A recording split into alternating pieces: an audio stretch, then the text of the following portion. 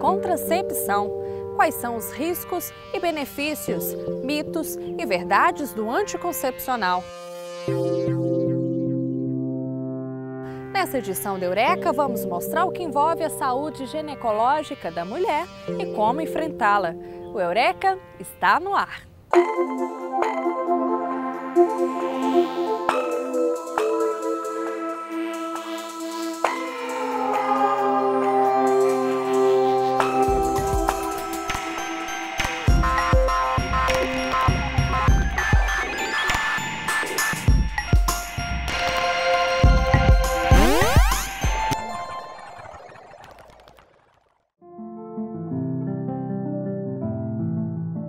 Segundo o Manual de Ginecologia da Sociedade Brasileira de Reprodução Humana, anticoncepção é o uso de métodos e técnicas com a finalidade de impedir que a prática de relacionamento sexual resulte em gravidez.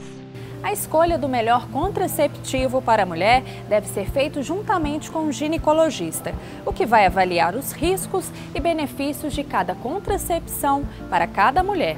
Atualmente, no mercado, existem diversos tipos de contraceptivos com características diferentes. Desses anticoncepcionais, vão ter aqueles que é para o paciente menstruar e aqueles que vão suspender a menstruação. Os que são próprios para suspender a menstruação, o principal deles é o DIU, o DIU hormonal que eu acabei de falar, e ele vem para suspender a menstruação.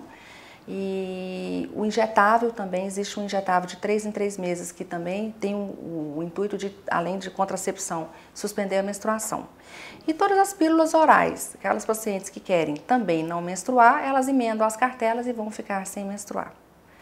E tem os contraceptivos não hormonais, né, que entra o DIU, um outro DIU, que é o DIU de cobre, que tem a função apenas de liberar o cobre, inutilizar os espermatozoides e levando assim a contracepção, não tem efeito hormonal nenhum.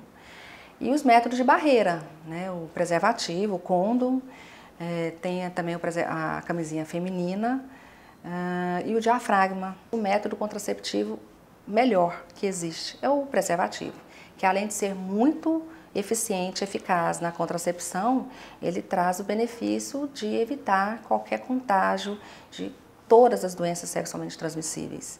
Então, infelizmente, a gente tem tido aí níveis subindo de pacientes soropositivas, né, para o HIV, doenças que não se via voltando a acontecer, a sífilis em ascendência e gonorreia, pelo não uso do preservativo.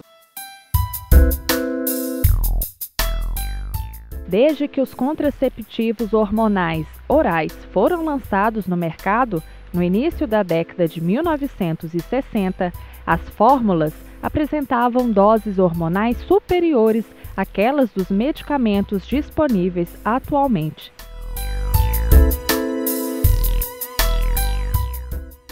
A Organização Mundial da Saúde vem recomendando pesquisas para encontrar fórmulas com as mais baixas doses possíveis de hormônios.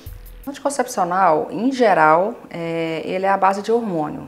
Então, todas aquelas mulheres que não tiverem alguma contraindicação para usar hormônio, podem usar o anticoncepcional oral ou injetável, né? Que é a base de hormônio. Então, que pacientes são essas que teriam contraindicação? Principalmente aquelas que têm ou que tiveram um histórico já prévio de trombose, embolia ou uma história familiar muito importante em relação à trombose, que possa haver uma questão genética aí. Pacientes com câncer que tiveram câncer de mama, né, que tem câncer de mama,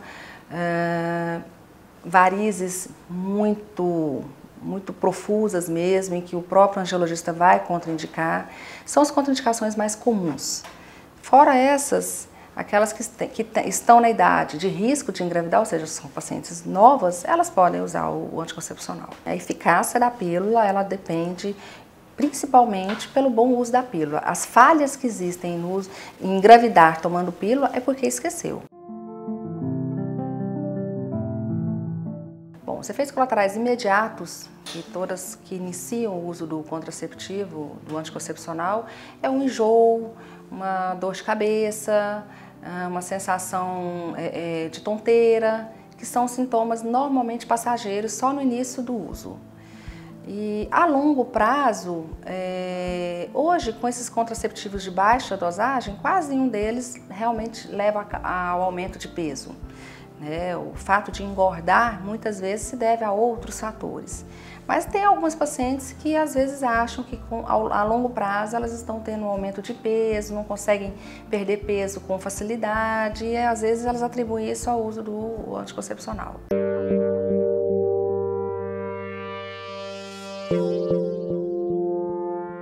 Quem nunca ouviu falar que anticoncepcional, se tomada por muitos anos, provoca infertilidade? Será mito ou verdade? O anticoncepcional ele não interfere em nada na fertilidade da mulher. No período que ela está usando o anticoncepcional, ela vai ter realmente o impedimento de engravidar, claro, e algumas alterações os ovários eles podem diminuir de tamanho porque eles estão em repouso, né? Mas em relação a isso, mas suspendendo, com a suspensão, dentro de 1 a 3 meses elas estão aptas a ovular e engravidar. Isso é mito, né? E que eu entendo muitas vezes, eu vejo, o que a gente vê é que por que é um mito? O que acontece hoje é que as mulheres estão evitando por muito tempo e deixando para engravidar mais tarde. Por isso a gente vê muitas mulheres com alguma dificuldade para engravidar. É porque usou muito tempo, o anticoncepcional levou a isso? Não, é porque a idade está passando.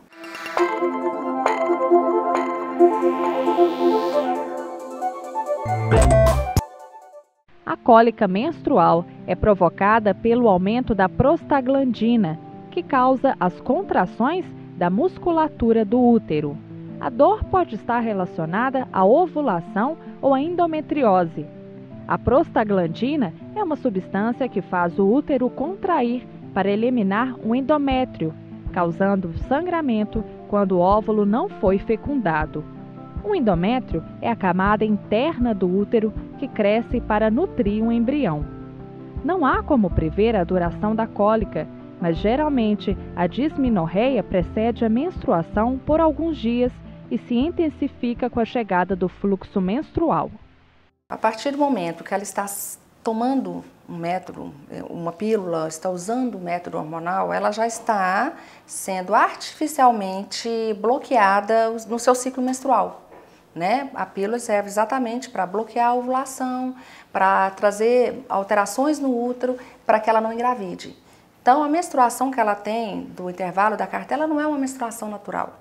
A gente chama de sangramento de privação, ou seja, ela para a cartela, fica uma semana, aí desce um sangramento.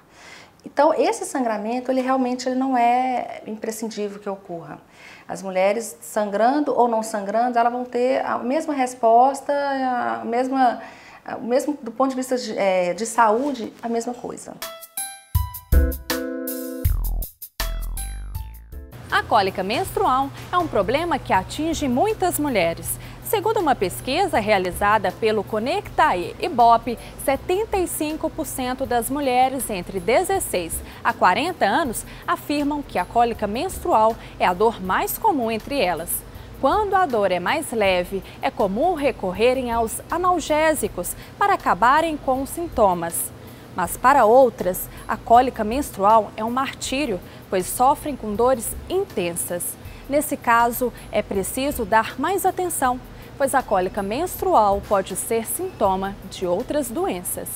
Quase todos os meses a maioria das mulheres tem o que a gente chama esse refluxo, que é o que volta de menstruação e cai na barriga, mas o organismo absorve e pronto, não traz nenhum mal. Em 100 mulheres que passam por esse processo, 10 a 15 mulheres pode ocorrer a fixação, ou pode esse tecido do endométrio grudar nos órgãos, no que tem dentro da barriga, que é o que? O útero, os ovários, às vezes gruda-se no intestino, às vezes na bexiga. Então, esse tecido do endométrio, que a hora que ele gruda nesses outros órgãos é que dá o nome da doença que a gente chama da endometriose. A endometriose, ela, de acordo com o perfil da mulher, de acordo com as suas características, ela pode ter várias formas de apresentação. Tem mulheres que às vezes têm um cisto grande lá de que a gente chama de endometriose, de endometrioma, não sente nada, não tem nenhum incômodo, não tem nenhuma alteração. Outras mulheres às vezes têm pequenos pontinhos só, bem leve, e já tem uma dor muito intensa. Então, o que é importante e o que leva a gente o alerta sobre a possibilidade de endometriose é aquela mulher que tem cólica intensa durante a menstruação, que a gente chama de dismenorreia. Aquela mulher que todos os meses tem uma cólica intensa, tem que ir no hospital às vezes para tomar injeção de tanta dor, ou toma uma quantidade grande de medicamentos e não alivia, e isso às vezes até piora, essa é uma mulher que tem uma possibilidade de ter endometriose. Quando não há gravidez, esse endométrio que aumentou descama e é expelido na menstruação. Em alguns casos, um pouco desse sangue migra no sentido oposto e cai nos ovários ou na cavidade abdominal, causando a lesão endometriótica. É uma doença que ela atinge 10 a 15% da população das mulheres. Em idade reprodutiva, a gente chama de idade que elas estariam podendo engravidar, que nós vamos colocar aí na média de 14 a 49 anos. Então, como eu disse antes, as mulheres que estão nessa faixa, que estão menstruando e que apresentam cólicas intensas, ela tem uma possibilidade de endometriose. Então, ela diria assim, bom, mas se eu ficar sem menstruar, se eu suspender a menstruação, a possibilidade de eu ter endometriose é menor? Sim. Inclusive que o pilar principal hoje do tratamento da endometriose é deixar a mulher sem menstruar, com o uso de medicamentos para que ela não menstrue, porque a gente sabe que a cada menstruação vai realimentando a doença e a cada menstruação pode piorar a doença. A maioria absoluta das mulheres apresentarão, na suspeita de endometriose, elas terão cólicas, podem ter esse desconforto, a evacuação durante a menstruação. E, principalmente, também a dor na relação sexual.